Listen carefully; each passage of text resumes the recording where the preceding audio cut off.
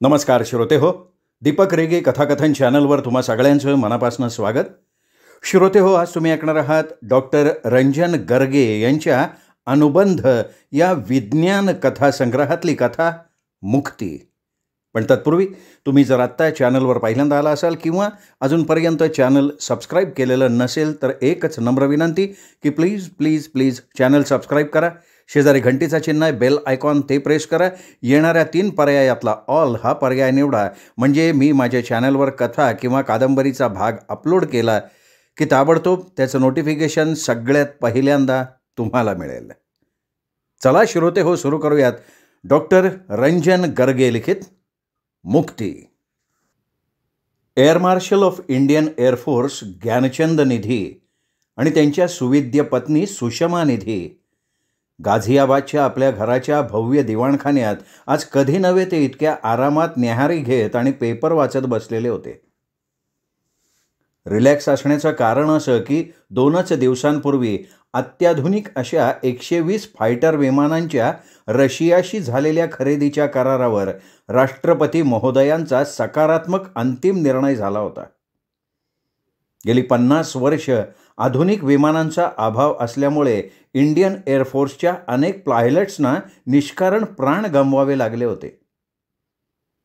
असे मृत्यू होतच असतात या जस्टिफिकेशनला ज्ञानचंद साहेबांनी कडाडून विरोध केला होता आणि विशेष म्हणजे 7 दिवसांवर त्यांची निवृत्ती येऊन ठेपली होती.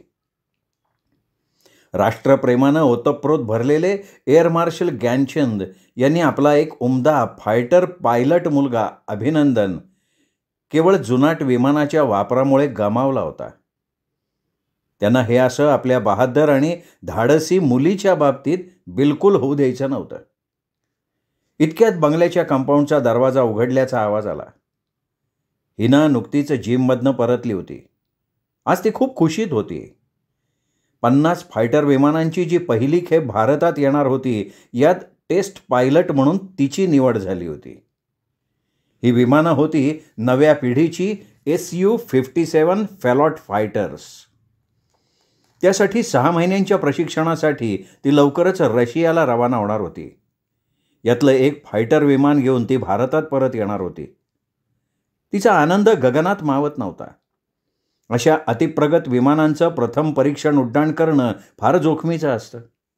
एखादी छोटीशी तांत्रिक चूक पायलटच्या मृत्यूला कारणीभूत ठरू शकते.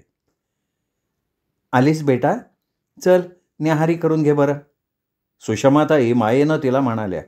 आलेच, चेंज करून येते, हिना उत्तरली. आपली हिना या 50 पायलट्सपैकी एकमेव महिला पायलट आहे बरं का सुषमा. ज्ञानचंद यांचं ऊर अभिमानानं भरून आलं होतं. हो कळलं, कितीदा सांगताय, मोठी लाडाची लेक आहे ना तुमची. सुषमाताई मिश्किलपणे हसत म्हणाल्या. मग आहेच मुळे. आउटडोअर साहसी खेळांचा फार वेळ आहे का तिला. तिचं अंतराळवीर होण्याचं स्वप्न काही तिच्या डोक्यातनं गेलेलं नाही बरं.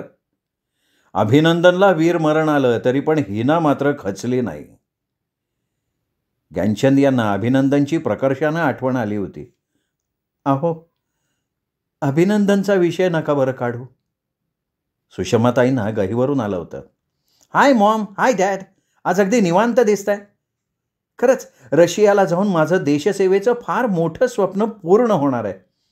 जाण्यापूर्वी 15 दिवसांचा प्राथमिक ओळख करून देणारा प्रशिक्षण वर्ग चंदीगडला आयोजित केला आहे आणि तिथे आम्ही सगळे 50 पायलट्स प्रथमच एकत्र येणार आहोत. हिनानं नुकताच जाहीर झालेला तिचा प्लान सांगून टाकला. Good good good good, I am proud of you. You are just like my second son. चला आता मला ऑफिसला निघायला हवं. ज्ञानचंद ऑफिसला निघण्याच्या घाईतच होते. उत्तरेकडच्या सीमेवर दहशतवाद्यांनी उच्छाद मांडला होता. Su-57 फॅलॉन फायटर्स भारतात येणार म्हटल्यावर त्यांना अजूनच चेव सुटला होता. आत्मघातक पथकांचं सीमेवर मृत्यूतांडव चाललेलं होतं. या सगळ्या पार्श्वभूमीवर शासकीय पातळीवर काहीतरी फार मोठा निर्णय घेतला गेला होता. संपूर्ण सुरक्षा व्यवस्था चीफ ऑफ डिफेन्स स्टाफ यांच्या हवाली सुपूर्द करण्यात आली होती. त्यांनी या 3ही दलांचा एकात्मिक पद्धतीनं वापर करून ऑपरेशन विजयची आखणी केली होती.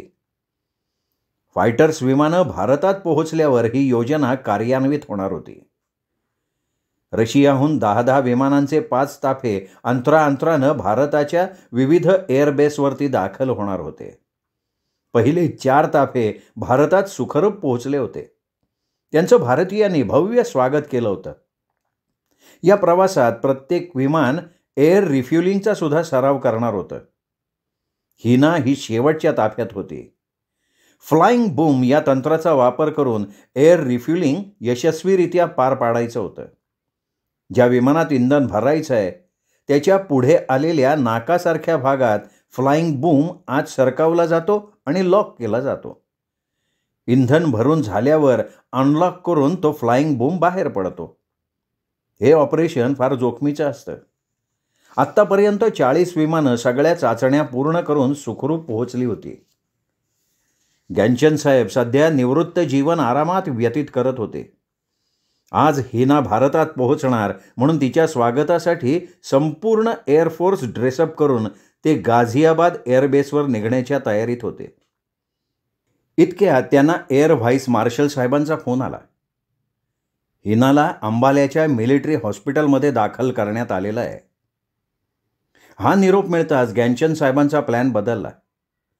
सुषमाताईंना काहीही न सांगता स्वतंत्र हेलिकॉप्टरनं ते अंबाल्याला रवाना झाले.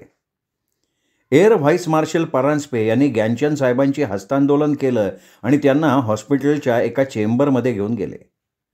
सोफ्यावर आपल्या शेजारी बसवलं. गॅनचंदजी मात्र काळजीयुक्त चेहऱ्यानं परांजपे साहेबांच्या चेहऱ्यावरील हावभाव बारकाईनं निहाळत होते. Sir, you should be proud of your daughter. तिने Su-57 फॅलॉन फायटर या अवघड विमानाची हवाई चाचणी यशस्वी करून दाखवली आहे. भारतीय वायुदलाला तिचा अभिमान वाटतो. पण काय परांजपे साहेब? गॅनचंदजींनी काळजीयुक्त स्वरात विचारलं.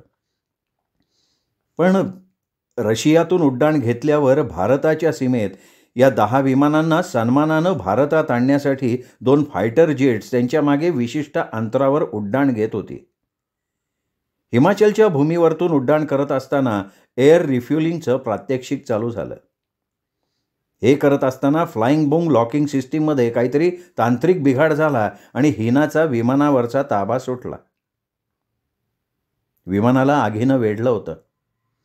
अत्यंत चतुराईनं हिनानं इजेक्शन सीट सिस्टीमचा वापर करून ती विमानाच्या बाहेर फेकली गेली. विमान हिमालयाच्या दऱ्याखोऱ्यात जाऊन आदळलं. हिना मात्र पॅराशूटच्या सहाय्यानं खाली येत असताना एका खोल दरीत गडप झाली. गाझियाबाद एअरबेसवरून रेस्क्यू टीमची 2 हेलिकॉप्टर्स तात्काळ रवाना झाली होती.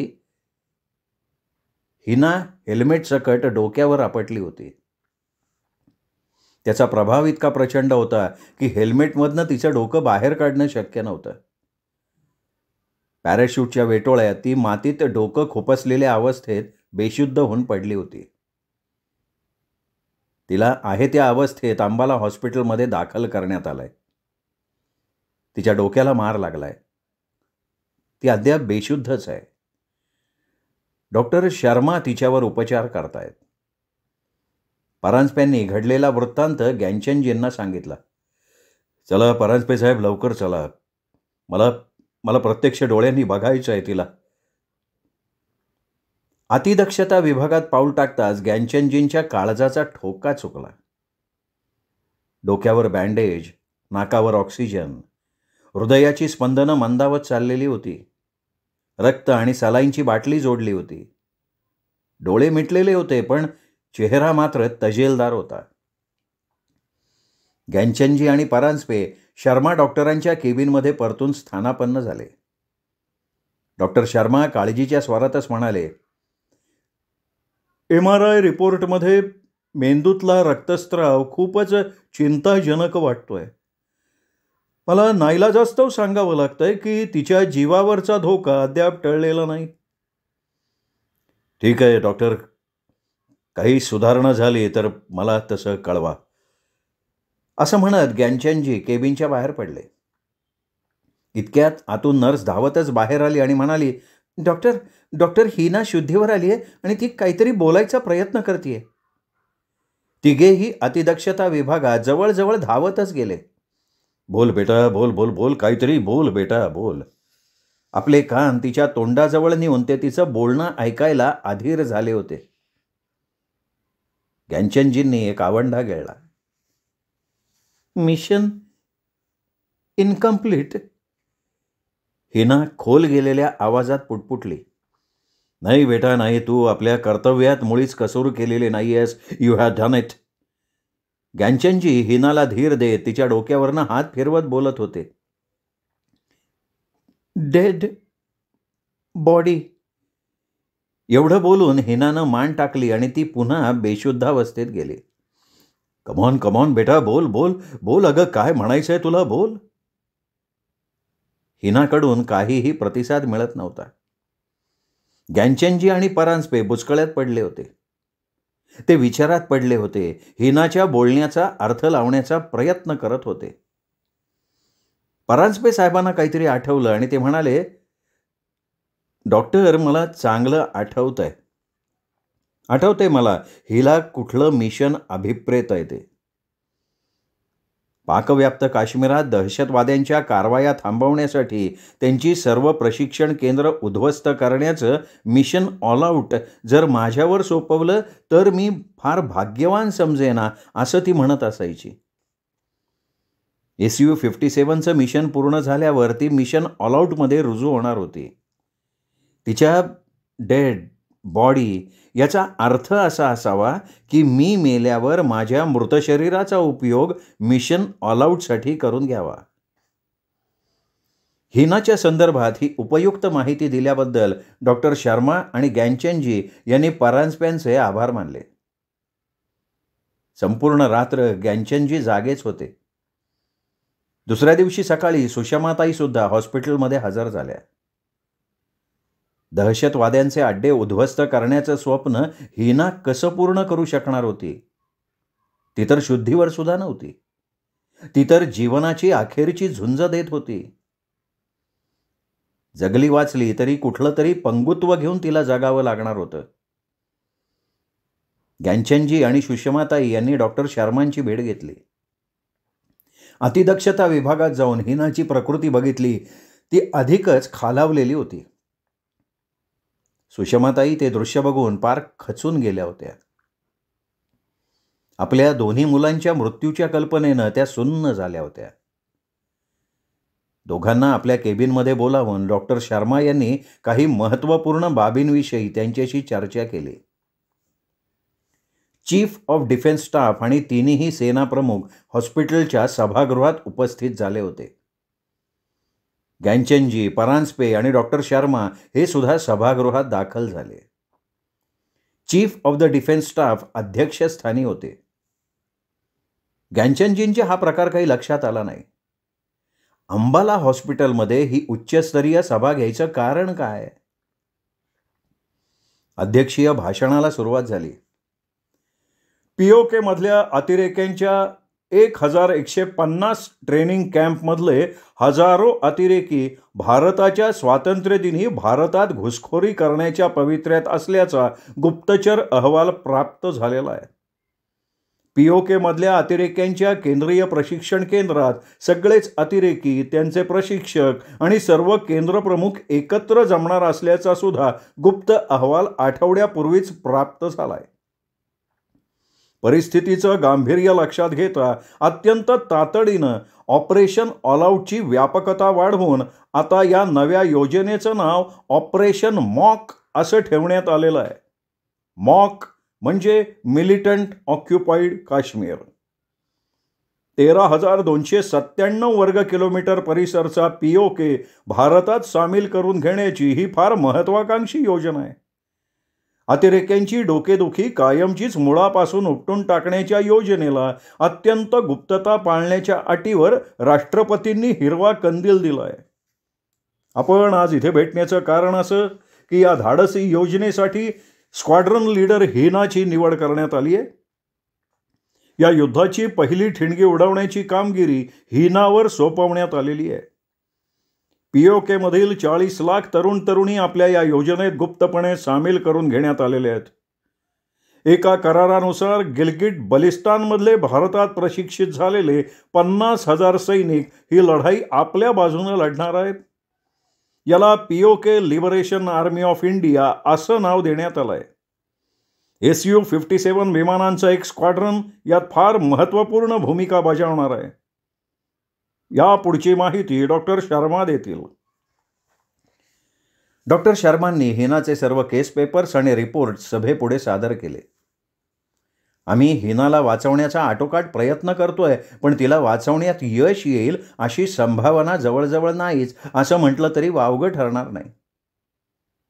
मेंदू आणि पाठीचा कणा यांना जोडणाऱ्या नसा आणि रक्तवाहिन्या यांना खूप हानी पोहोचली आहे.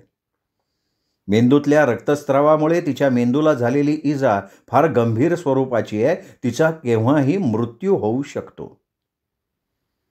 पाकिस्तानी दहशतवाद्यांचा समूळ नाश करण्याचं तिचं स्वप्न आणि कालच बेशुद्धावस्थेत असून डेड बॉडी असा तिने केलेला उल्लेख लक्षात घेता हे तिच्या जीवनाचं प्रमुख ध्येय होतं असं स्पष्ट होतं.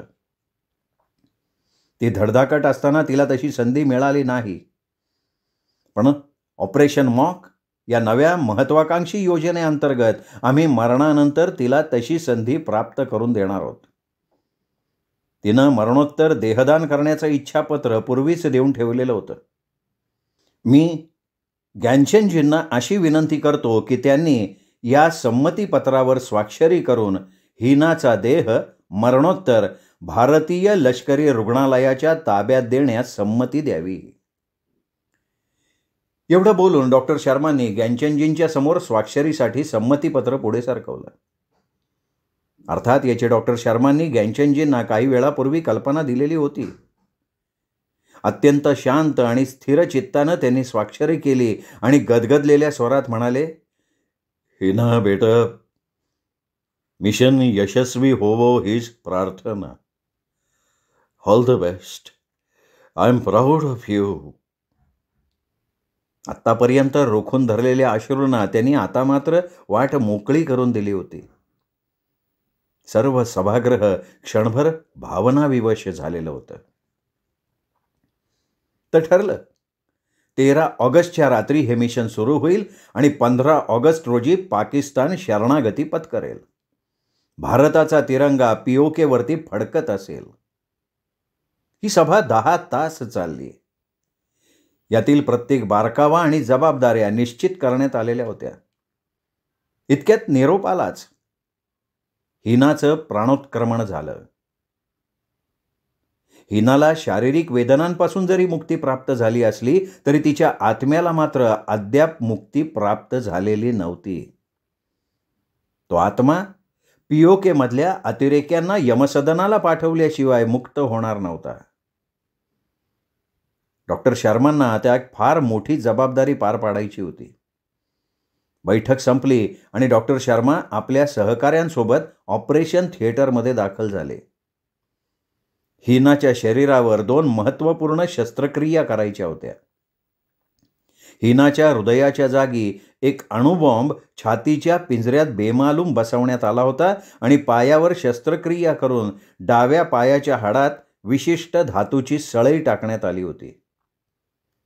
14 ऑगस्ट रोजी बातम्यांमध्ये असं प्रसारित करण्यात आलं की आज पहाटे भारतीय हवाई दलाचं एक विमान चाचणी उड्डाणात काश्मीरच्या खोऱ्यात POKच्या हद्दीत दुर्घटनाग्रस्त होऊन जळून खाक झालाय. वैमानिक बेपत्ता आहे. तो मृत्युमुखी पडलेला असावा. शोधकार्य चालू आहे. भारत सरकारनं या संदर्भात पाकिस्तान सरकारशी संपर्क साधलाय असं सूत्रांचं म्हणणं आहे. 13 ऑगस्टच्या रात्रीच भारतीय विमानाचे जळके अवशेष पाकिस्तानच्या हद्दीत पडताच पाकिस्तानी लष्करानं त्या विमानाची आग विझवण्याचा आटोकाट प्रयत्नसुद्धा केला होता. सकाळ होताच त्या विमानाचे अवशेष गोळा करायला सुरुवात केली होती. विमानापासून 3 किलोमीटर दूर भारतीय हद्दीजवळ त्यांना वैमानिकाचं शव मिळालं. त्याच्या डोक्याला मार लागला होता. पॅराशूट वैमानिकाच्या अंगाभोवती गुंडाळलं गेलं होतं. पाकिस्तानी अधिकाऱ्यांनी असा अंदाज बांधला की पॅराशूट वेळेवर न उघडल्यामुळे हा अपघात झालेला असावा. अर्थात एवढ्यावर ते समाधानी नव्हते. ते शोधत होते ब्लॅक बॉक्स. अर्थात हे सगळं भारतीय लष्करानं बेमालूमपणे जमवून आणलेलं होतं. विमान रिमोट कंट्रोलद्वारा दुर्घटनाग्रस्त केलं होतं आणि हिनाचं प्रेत सीमारेषेलगत पाकिस्तानच्या हद्दीत नकळत ठेवण्यात आलं होतं. आधीच संवाद रेकॉर्ड केलेली ब्लॅक बॉक्स त्या विमानात बसवलेली होती. संवाद असा होता, इंजिनातून धूर येतोय, मी पॅराशूटच्या साह्यानं उडी घेतेय, over. Hina, okay, over, ground control. हा संवाद खरा वाटावा इतका बेमालूमपणे ब्लॅक बॉक्समध्ये रेकॉर्ड करून ठेवला होता. ब्लॅक बॉक्स पाकिस्तानी सैनिकांना सापडली होती. त्यातलं हिना हे नाव आणि हिनाच्या मृत शरीरावरील युनिफॉर्मवरची नेमप्लेट जुळली होती. तिच्या खिशातनं एक चिठ्ठी मिळाली होती. त्यात लिहिलं होतं, तुझी सारी शक्ती तुझ्या डाव्या पायात आहे, नीट वापर कर. योजना ठरल्याप्रमाणे पुढे सरकत होती. हिनाच्या शरीरातल्या चिपच्या साहाय्यानं तिच्या मृतदेहाच्या हालचाली भारतीय सेनेला कळतच होत्या. आज 15 ऑगस्ट 2047. पाकिस्तानी अधिकारी या चिठ्ठीमुळे संभ्रमात पडले होते. डाव्या पायावर काही तासापूर्वी टाके टाकून जखम शिवल्याचं त्यांना स्पष्ट दिसत होतं. या पायात काही स्फोटकं असण्याची शक्यता वाटल्यामुळे त्यांनी असा निर्णय घेतला की एक्सरेच्या साहाय्यानं आत काय आहे याची खात्री करून घ्यावी आणि नंतरच त्याची चिरफाड करावी. पायाची चिरफाड केल्यास इथेच स्फोट होण्याची शक्यता आहे असा त्यांचा कयास होता. 5 किलोमीटरच्या त्रिज्येत पसरलेल्या या प्रशिक्षण केंद्रात मशिदीपासून ते हॉस्पिटलपर्यंत सगळ्या सेवा उपलब्ध होत्या. हिनाच्या हृदयात बसवलेल्या बॉम्बची त्यांना यत्किंचित सुद्धा शंका आली नाही. पहाटे 5 वाजायच्या सुमाराला हिनाचा मृतदेह हॉस्पिटलमध्ये नेण्यात आला होता. मृतदेह जसा हॉस्पिटलच्या दिशेनं नेला जाऊ लागला तशी भारतीय अधिकाऱ्यांना नकाशावरनं स्पष्ट कल्पना येत होती. हिनाचा पाय एक्सरे मशीनखाली केंद्रित केला गेला होता. जसं तंत्रज्ञानं मशीनचं बटण दाबलं तसं काही काळाच्या आतच प्रचंड मोठा स्फोट होऊन 5 किलोमीटरच्या त्रिज्येत ज्वाळांचे लोट हवेत जाऊन गगनाला भिडले होते. पायातल्या धातूच्या सळईवर एक्सरेज पडताच अणुबॉम्बनं पेट घेतलेला होता. प्रशिक्षण केंद्रात असलेल्या स्फोटकांच्या गोदामाला क्षणार्धात आग लागली होती. ज्वाळांनी त्या संपूर्ण प्रशिक्षण केंद्राला वेढलं होतं. पीओके लिबरेशन आर्मी ऑफ इंडियाला इशारा मिळाला होता. त्यांनी मोक्याच्या जागा पकडून त्या आगीतनं बाहेर पाळण्याचा प्रयत्न करणाऱ्या एका अतिरेक्याला यमसदनाला पाठवलं होतं. प्रशिक्षण केंद्राची तर पार राख रांगोळी झाली होती. ऑपरेशन मॉक यशस्वी झालेलं होतं. अशा या अचानक उद्भवलेल्या परिस्थितीत पीओकेमधील पाकिस्तानी सेना गांगरून गेली होती. ठरल्यानुसार पीओकेतील 4 लाख तरुणांनी सेनेवर हल्ला चढवून मारेंगे या मरेंगे असाच पवित्रा घेतला होता. Su-57 विमानांनी पाकिस्तानी लष्कराच्या काही लक्षात यायच्या आतच पीओकेमधला एअरबेस भारताच्या हद्दीत राहून ब्रह्मोस क्षेपणास्त्र डागून उद्ध्वस्त करून टाकला होता. पाकिस्तानच्या हद्दीतून एकही लढाऊ विमान पीओकेत शिरकाव करू शकत नव्हतं. शिरकाव करू पाहणाऱ्या 3 लढाऊ विमानांना यमसदनाला पाठवण्यात आलं होतं.